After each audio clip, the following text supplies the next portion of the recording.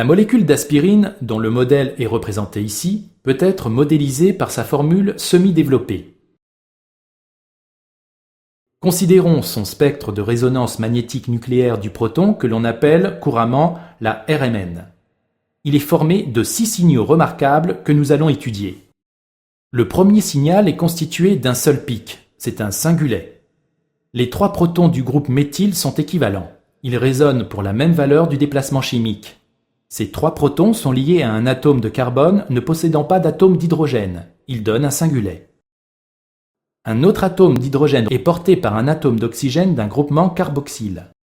Il ne peut donc pas se coupler avec d'autres protons. Il donne un singulet que l'on retrouve à gauche sur le graphique. Intéressons-nous de plus près au groupe de 4 signaux situés environ entre 7 et 8 ppm, comme nous pouvons le voir sur cet agrandissement. Considérons le premier doublet.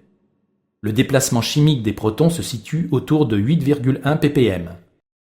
Le proton repéré en bleu dans la formule semi-développée de la molécule est lié à un atome de carbone, lui-même lié à un autre atome de carbone sur lequel est fixé un seul proton.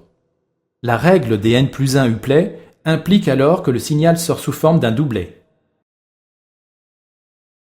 Considérons le triplet situé autour de 7,6 ppm. L'atome de carbone portant le proton repéré en vert dans la formule semi-développée de la molécule a 2 atomes de carbone adjacents portant chacun un proton. L'atome d'hydrogène repéré en vert a donc 2 protons voisins.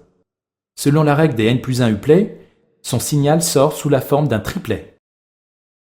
Considérons le triplet situé autour de 7,4 ppm. L'atome de carbone portant le proton repéré en magenta dans la formule semi-développée de la molécule a 2 atomes de carbone adjacents portant chacun un proton. L'atome d'hydrogène repéré en magenta a donc 2 protons voisins. Selon la règle des n+1 uplet, son signal sort sous la forme d'un triplet. Considérons le deuxième doublet. Le déplacement chimique des protons se situe autour de 7,1 ppm.